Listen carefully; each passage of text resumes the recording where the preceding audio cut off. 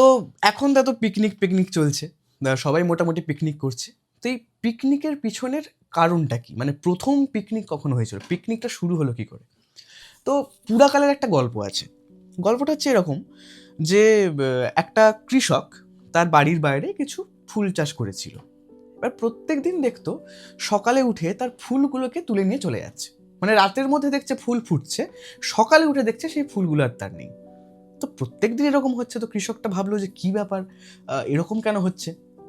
তো একদিন সে কি করলো, রাতে পাহারা দেওয়া শুরু করলো, দেখতে লাগলো যে কি হতে চলেছে।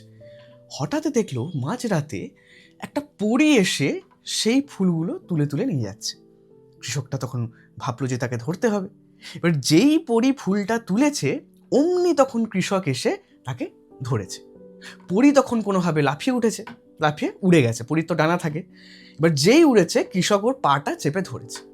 এবার ওখানে পরী উঠছে, এখানে কৃষক পরীর সাথে উঠতে শুরু করেছে। কৃষকের ছেলে পিছন থেকে তাকে দেখতে পেয়ে ছুটে এসে কৃষকের পা ধরেছে, অর্থাৎ পরী উঠছে, তার পা ধরে কৃষক উঠছে, কৃষকের পা ধরে কৃষকের ছেলে উঠছে।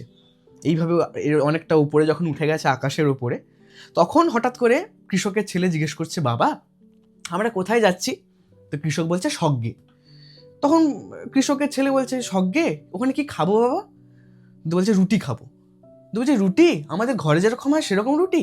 বলো না, ইয়া বড় বড় রুটি, বলে হাতটাকে এরকম করে ছড়িয়ে দেখাচ্ছে। এবার যেই এরকম হাত ছড়িয়ে বলতে গেছে ইয়া বড় বড় রুটি, ব্যাস অমনি কৃষক আর কৃষকের ছেলে ওখান থেকে টুকুস করে পড়ে গেছে।